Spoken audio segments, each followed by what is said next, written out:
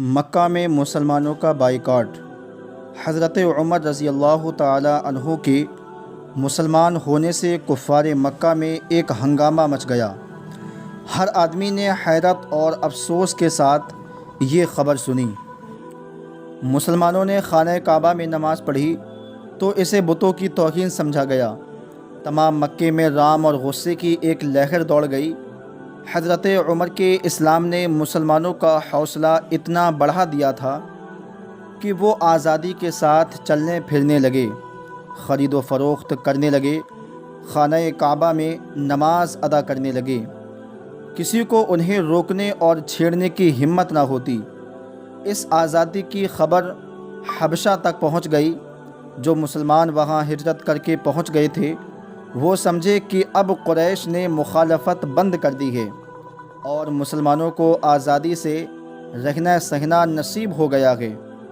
ان میں سے اکثر اپنے وطن لوٹ آئے، پر جب یہاں آ کر معلوم ہوا کہ ابھی کوئی آزادی وغیرہ نہیں ملی، کفار مکہ اپنی ضد سے باز نہیں آئے تو پھر حبشہ واپس چلے گئے۔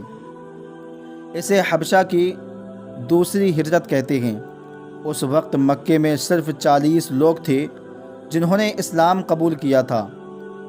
ان کے علاوہ 83 مسلمان وہ تھے جو ہجرت کر کے حبشہ چلے گئے تھے۔ اس طرح مسلمانوں کی کل تعداد 124 ہوتی ہے۔ اگرچہ یہ تعداد معمولی تھی، پر کفار کو مسلمانوں کی اس تعداد سے ڈر ہو گیا تھا کہ اسی طرح اگر یہ بڑھتے رہے تو تمام مکہ اور سارا عرب مسلمان ہو جائے گا۔ اس خیال نے انہیں بدلہ لینے کی تدبیروں پر غور کرنے کے لیے پھر مجبور کر دیا۔ انہوں نے محرم سن 7 نووی میں ایک مجلس شورا بلائی۔ تمام قبیلے کے سرداروں کو بلایا گیا۔ بڑی شان و شوکت سے اجلاس کی تیاری کی گئی۔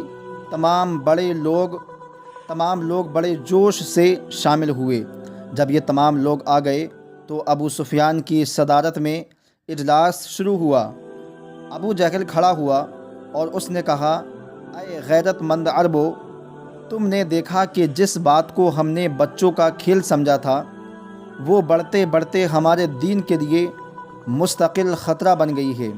لوگ اپنے باپ دادا کے مذہب کو چھوڑ کر نئے مذہب کو اپنانے لگے ہیں۔ محمد صلی اللہ تعالی علیہ وسلم ہمارے مذہب کو مٹا کر نیا مذہب رواج دینے میں دنوں رات لگے ہوئے ہیں۔ وہ کہتے ہیں آقا غلام سب برابر ہیں۔ پچھڑوں اور غریبوں وغیرہ کو انہوں نے سر پر چڑھا لیا ہے۔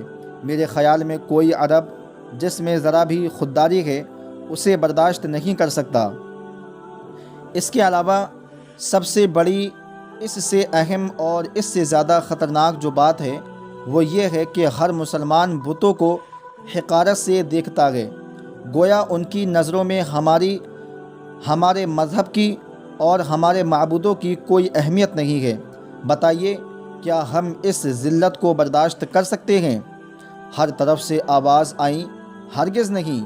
ابو جہل ہی نے بات اور آگے بڑھائی، اگر نہیں برداشت کر سکتے تو پھر چپ کیوں بیٹھے ہو؟ کیا سوچ رہے ہو؟ کس چیز کا انتظار ہے؟ تم نے دیکھ لیا کہ باوجود ہماری کوششوں کے مسلمانوں کی تعداد دنوں دن بدن بڑھتی چلی جا رہی ہے۔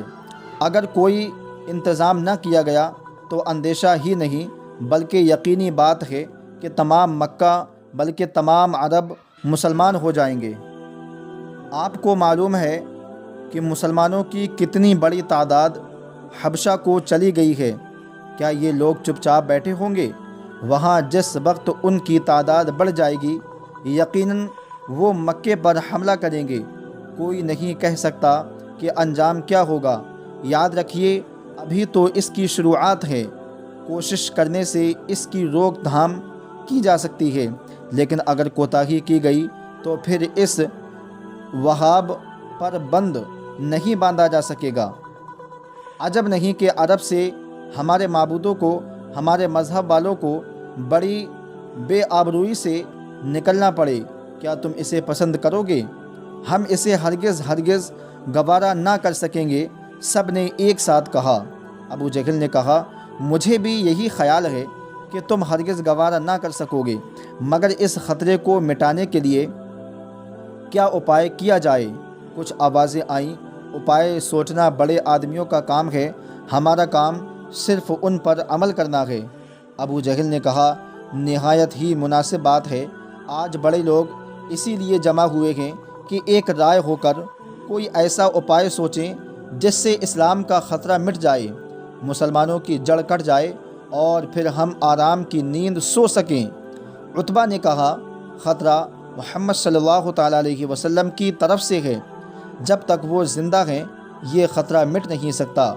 میرے خیال میں تو کچھ لوگ جائیں اور انہیں قتل کر کے خطرے کو مٹا ڈالیں، نعوذ باللہ۔ زبیر بن امیہ نے کہا، سب لوگ اچھی طرح سے جانتے ہیں کہ محمد صلی اللہ تعالیٰ علیہ وسلم ہاشمی خاندان سے ہیں، قریش میں یہ خاندان سب سے زیادہ عزت والا ہے، اس لیے انہیں قتل کرنے سے ڈر ہے کہ خانہ جنگی شروع ہو جائے گی۔ اس کے علاوہ یہ کیسے ممکن ہے کہ مسلمان انہیں آسانی سے مرنے دیں گے؟ وہ جب تک خود نہ مریں گے اپنے نیتا پر آنچ نہ آنے دیں گے، اس لیے یہ کام آسان نہیں ہے۔ عتبہ نے کہا، اگر تمام لوگ مل جائیں تو تجویز بتائے دیتا ہے۔ سب لوگوں نے کہا، ہم سب متفق ہیں، آپ بتائیں۔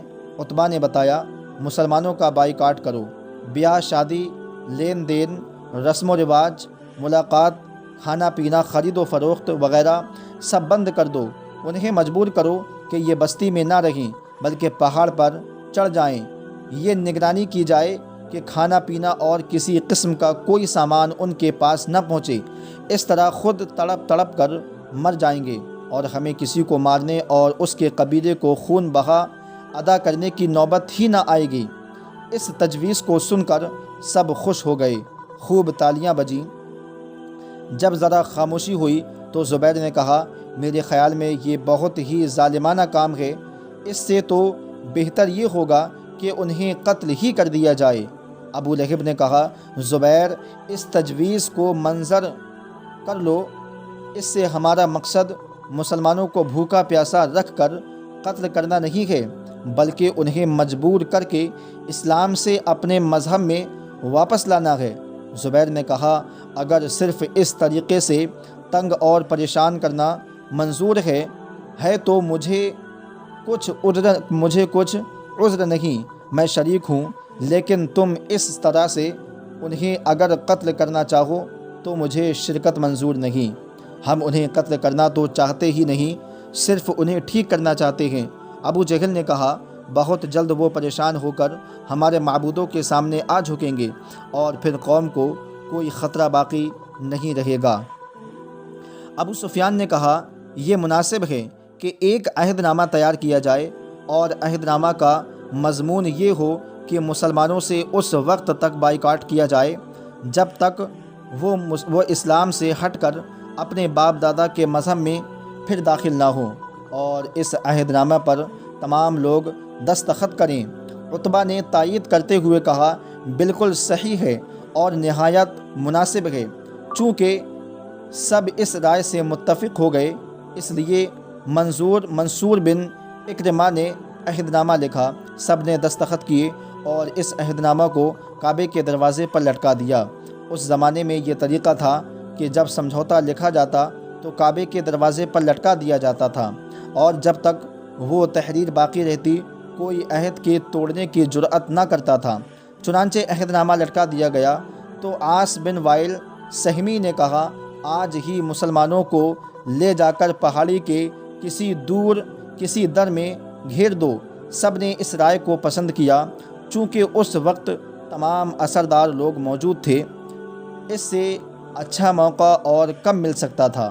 سب اٹھے اور سیدھے دار ارقم میں جا پہنچے۔ یہاں مسلمان جمع تھے، وہ عصر کی نماز سے فارغ ہوئے تھے کہ ابو جہل نے انہیں قوم کے متفقہ فیصلے سے خبردار کرتے ہوئے کہا، اگر تم لوگ محمد صلی اللہ تعالیٰ علیہ وسلم کا ساتھ چھوڑ دو تو تم کو آزادی دی جا سکتی ہے، تمام مسلمانوں نے ایک زبان ہو کر کہا مر جائیں گے مگر خدا کے پیارے نبی صلی اللہ تعالی علیہ وسلم کا ساتھ نہ چھوڑیں گے۔ ابو جہل جھلا کر بولا نہ چھوڑو، خود ہی درے میں تڑپ کر مر جاؤ گے۔ ابو جہل نے کہا تم پر اتنی مہربانی کی جاتی ہے کہ جو سامان اس وقت تمہارے پاس ہے اپنے ساتھ لے جا سکتے ہو، مگر اس کے بعد پھر کوئی سامان نہ مل سکے گا۔ مسلمان دار ارقم سے نکلے کہ اس وقت تک حضور صلی اللہ تعالیٰ علیہ وسلم نے کفار سے ملاقات کرنے یا لڑنے کی اجازت نہ دی تھی، اس لیے خاموش اپنے اپنے گھروں کو جاتے رہے، جتنا سامان تھا اپنے ساتھ لیا اور شعب ابی طالب میں چلے گئے۔ ابو جہل نے کچھ لوگوں کو ان کی نگرانی پر مقرر کر کے ہدایت کر دی کہ کوئی مسلمان اس درے سے باہر نہ نکلنے پائے، نہ کسی آدمی کو ان کے پاس جانے دیا جائے۔ اس طرح مسلمان درے میں قید کر دیے گئے۔ دوستو، اگر ویڈیو اچھی لگی ہو تو ویڈیو کو لائک شیئر ضرور کریں، چینل کو سبسکرائب کریں۔ السلام علیکم ورحمۃ اللہ وبرکاتہ۔